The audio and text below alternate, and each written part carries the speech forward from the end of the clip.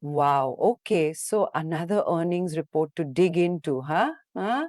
This one is from Waaree Energies, a solar company, and it looks like they've been pretty busy. Absolutely. Waaree Energies, they're a big name in renewable energy in India, and they've got a global presence too. I mean, they do everything from manufacturing solar panels to setting up entire projects and even rooftop systems. Yeah, I saw that they have a manufacturing capacity of 15 GW for modules and 5.4 GW for cells. That's pretty significant, right? Plus, they're in over 25 countries, which is kind of mind blowing. Exactly. They're definitely expanding their reach. Now, looking at the financial highlights, it seems like they had a pretty solid quarter. The press release mentions a PAT growth of 260% year on year. That's a big jump, isn't it? Yeah, 260% is pretty wild. And their EBITDA is up 257% year on year.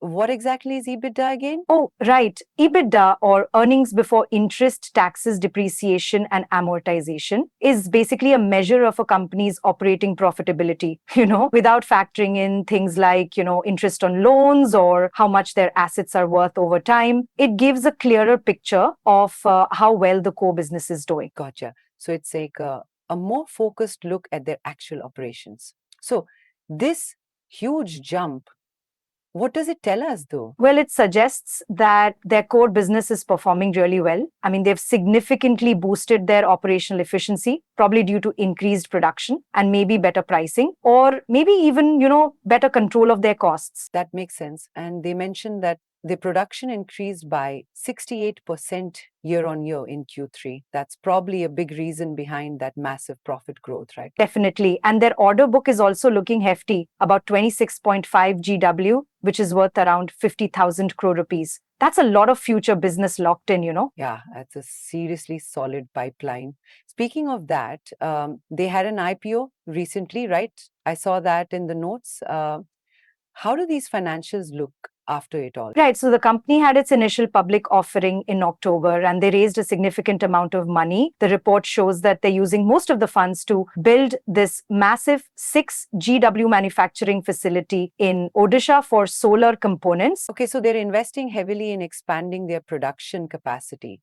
That seems smart given the current global push for renewable energy and solar energy in particular. Absolutely. It's like they're not just sitting on their laurels, they're actively using the funds to boost their future growth potential. It's a bit like planting a whole lot of seeds to grow more crops later on. Right. And they've also invested in other areas like electrolyzers, lithium ion batteries, and inverters. I mean, they seem to be diversifying quite a bit. Yes, and these investments are substantial. I mean, crores of rupees being allocated. It suggests they're not just focused on solar panels, they're building out the entire ecosystem of renewable energy solutions. It's like they're not just selling the ingredients, they're building the entire recipe book for the energy transition. Exactly. They're becoming like a one-stop shop for renewable energy infrastructure.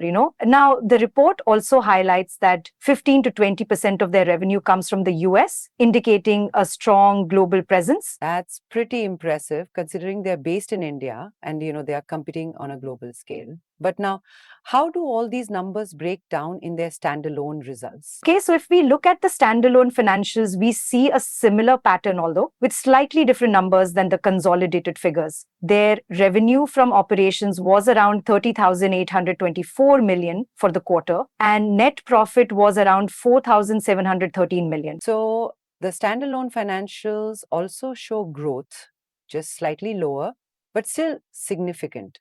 Is there any particular reason why they include both? Yeah, so the standalone results show the financial performance of Waaree Energies as a single entity, while the consolidated results include the performance of all their subsidiaries, like Waaree Renewable Technologies and other companies. So the consolidated figures are a more complete picture of the whole company group, and while the standalone shows how the main company itself is doing. I get it. Precisely. It's important to look at both to get a really well-rounded understanding of their overall financial health and, operational performance. Now, actually, let me tell you something about this. Oh, yeah, sure. Okay, so the auditors actually performed a limited review of the results, which isn't quite the same as a full audit. It provides a level of assurance that nothing significantly wrong is in the financials. It's like a less intense checkup. Interesting. So it's like They did a good once over, but not a deep dive. What else did the auditors note? The auditors basically said that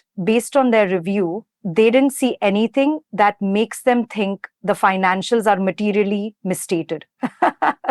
It's like, they gave them a thumbs up, basically. Okay, that's reassuring, right? Now, what are some of the risks or challenges that Waaree might face? Well, like any company, they face risks. And one of those would be, changing government policies or regulations, which could impact their business. Also, there's always competition in the market. Right. And I guess fluctuations in currency exchange rates, especially with their global operations, can also have an impact.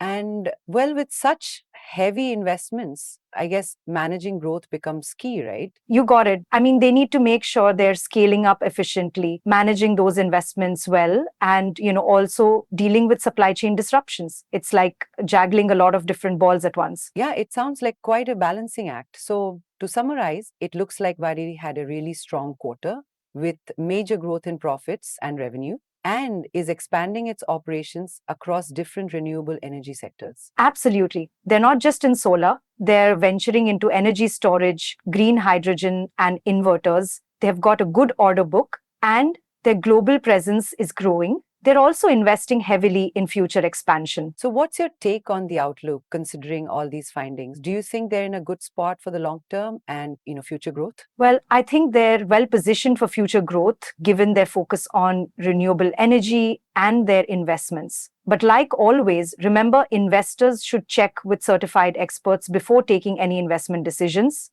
Disclaimer here, of course. Right, okay. Good to keep that in mind, as always. So, any final thoughts? Anything we missed that could impact their future performance? I mean, they've also got a recent deal to acquire NL Green Power India, a pretty big acquisition that can lead to more growth, but also integrating that, might pose challenges. Okay, yeah, that sounds like a pretty big step. Well, overall, it seems like Waaree is on a growth trajectory, but they'll need to manage their expansion and the integration of acquisitions carefully. Exactly. They've made some big moves and seem to be doing really well, but it is a complex landscape with potential bumps along the road. It is, what it is. Right. This is a lot of information, but it's super fascinating to see how a company like this is positioning itself in the renewable energy market. It is, and it's interesting, isn't it? And if you're finding this interesting, remember to like, share, and subscribe to our YouTube channel. It helps us a lot. Now, speaking of all of this, is there anything else you're thinking about? I think we've covered most of it. It'll be interesting to see how they perform in the coming quarters with all their new expansions and acquisitions, right? Absolutely. It's definitely a company to keep an eye on as they continue to grow and navigate this ever evolving renewable energy sector. It's like watching a seed grow into a mighty tree. Well put. All right. That's a wrap on Waaree's earnings report. What should we tackle next? Any ideas? Maybe we can take a look at some tech companies' earnings next time. That could be interesting too. What do you say?